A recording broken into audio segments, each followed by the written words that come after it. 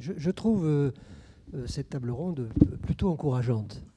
D'abord parce que je sens une mobilisation réelle sur ces thématiques, et ça c'est intéressant. Ensuite parce que je constate une certaine convergence de vues entre ce que j'ai souhaité développer dans mon ouvrage et ce que vous faites au quotidien. Et puis enfin parce que j'ai entendu des mots simples qui peuvent nous aider dans cet objectif de mobilisation des collègues. Alors, c'est ne pas avoir peur du débat, c'est travailler, mais c'est aussi dire que ça donne du plaisir. Je vous regarde parce que vous l'avez évoqué, ça. Et je suis persuadé que si on inscrit cet objectif, parce que ça va durer des années, hein, la fac de sport, on le montre, si on veut que ça marche, il faut s'adosser à ces notions-là. Voilà, ça c'était ma remarque préalable. Alors maintenant, vous écoutant, je souhaite dire quelques mots sur 3 sujets. Le premier, c'est que je pense qu'une des conditions de réussite de cette nouvelle mission, c'est de l'inscrire étroitement dans la mission de formation. Je n'ai pas pris le temps de développer la thématique de la professionnalisation. Elle est longuement abordée dans l'ouvrage. Parce que là aussi, il faut qu'on soit clair sur ce processus de professionnalisation, qu'on dise à la fois qu'il est extrêmement ancien, qu'il est passé par des phases, et que nous sommes aujourd'hui, après avoir connu la phase des années 60 jusqu'aux années 2000, d'identification de la professionnalisation à la création de diplômes professionnels, on est passé maintenant à un objectif beaucoup plus ambitieux, qui est de faire de la professionnalisation une question partagée pour l'ensemble des étudiants. Et donc ça ne va pas de soi, parce que dans le modèle antérieur, c'était relativement simple, je l'ai dit tout à l'heure. Quand il y a des métiers, qu'il y a une attente des professionnels de créer des diplômes adaptés pour faire reconnaître leur profession, ça va. Mais quand on est dans un domaine beaucoup plus vaste, c'est plus compliqué. Donc inscrire la mission d'aide à l'insertion dans les réflexions sur la formation, ça me paraît extrêmement important. D'autant plus qu'on est aujourd'hui dans une société tertiarisée. J'ai déjà évoqué cette idée, mais je pense qu'on n'en a pas assez tiré les conséquences. Et donc, par exemple, nombre de disciplines tertiaires enseignées dans l'enseignement supérieur devraient être pensées, selon moi, à la fois comme des disciplines spécialisées qui vont déboucher sur des métiers correspondants, mais aussi comme des éléments de connaissance générale à diffuser largement dans d'autres filières.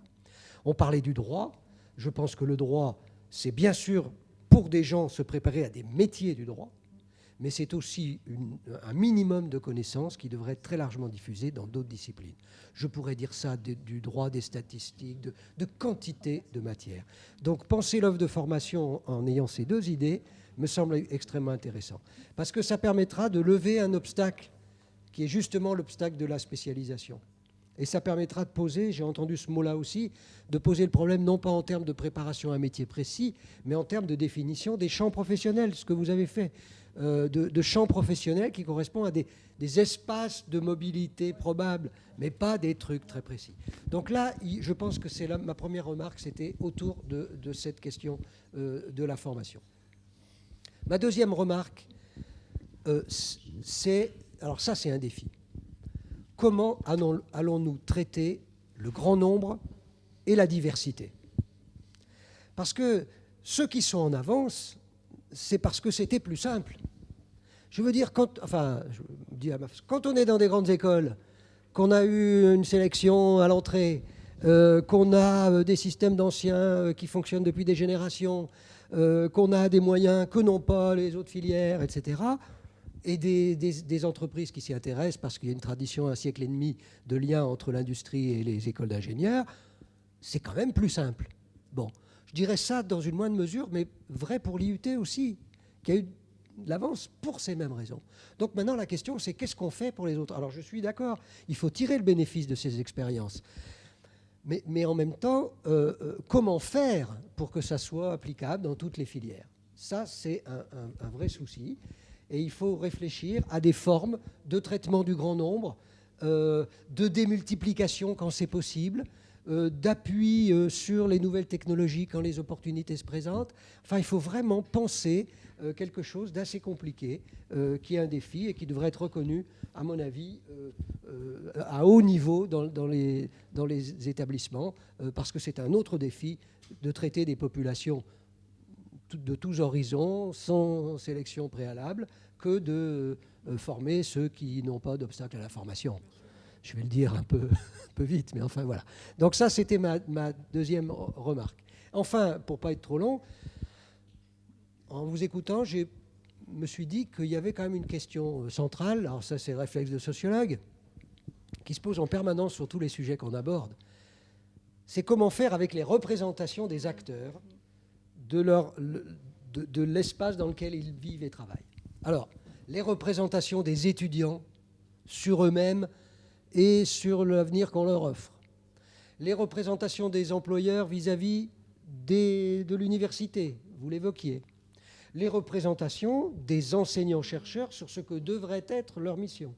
Donc chacun, nous trimballons, c'est normal, on a besoin de ça pour vivre, avec des représentations. Alors on fait quoi avec ça ? Alors on peut dire, bon, attends, il faut qu'ils changent leur représentation. Donc on va les convaincre que ce qu'ils voient, la façon dont ils voient le monde est fausse.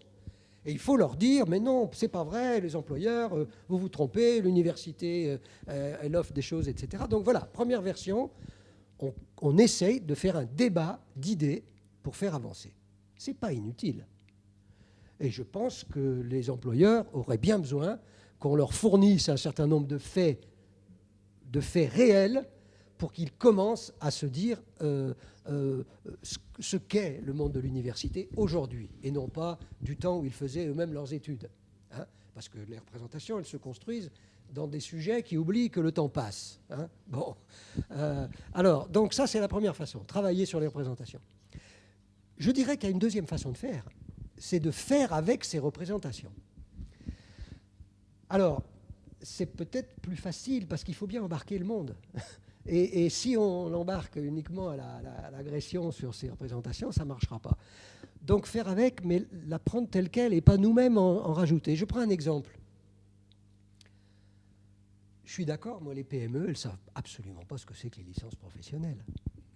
Bon, alors, faisons avec ça et arrêtons d'hyper spécialiser au prétexte qu'il y aurait une personne qu'on a rencontrée qui nous a dit c'est bon, pendant 3 ans, il va y avoir des emplois dans ce domaine-là, etc.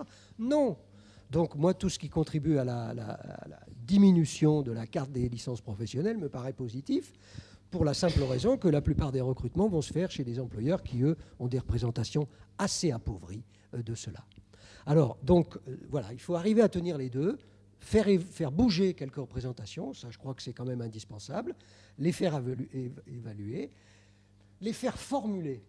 Je pense que ça, c'est un point d'évolution des pratiques.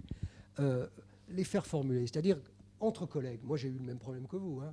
Vous imaginez, on est les zombies. Bon, moi, j'étais en fin de carrière, donc ce n'était pas un souci. Vous avez un autre défi. Bon, moi, j'étais en fin de carrière, donc c'était l'original qui s'intéressait à l'insertion, qui passait son temps à faire du BIP. Bon, voilà.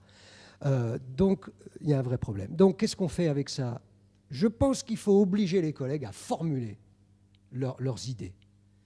Parce que les prendre au sérieux comme intellectuels, c'est osé, ça. Non, mais leur dire, bon alors, non, mais créer des situations dans lesquelles il faudra bien qu'ils disent l'idée qu'ils se font de l'avenir de leurs étudiants, et pas les idées reçues de café du commerce. Donc, faire formuler ça. Et ensuite, créer des dispositifs pratiques qui peuvent éventuellement les faire bouger. Moi, je pense que c'est possible. J'en ai l'expérience à travers le réseau Portefeuille d'expérience et de compétences, qui mobilise maintenant une 40aine d'universités et qui a associé des centaines d'enseignants en créant des dispositifs précis, concrets, qui articulent un outil, le portefeuille d'expérience et de compétences, et une démarche d'accompagnement, et qui a fait bouger un certain nombre de collègues. Ils en témoignent. J'étais à Lille la semaine dernière aux rencontres annuelles de ce réseau, et il y en a qui disent, quand j'ai été mis en situation, il y a des trucs que j'ai compris. Bon, donc c'est à la fois un débat d'idées, mais après, en même temps, des mises en situation concrètes. Voilà ce que m'a inspiré, de façon un peu dispersée, ce que j'ai entendu ce matin. Merci. Et puis, pour toutes les questions qu'on n'aurait éventuellement pas abordées, on a une deuxième session, si j'ose dire, cet après-midi avec une ministre. Donc, tous les points d'ombre seront forcément éclairés à l'issue de l'après-midi. Vous ne pensez pas ? Ah oui, on vous la racontera. En tout cas, merci beaucoup. Je vous laisse Michel éventuellement pour reconstruire. Et merci à José Rose.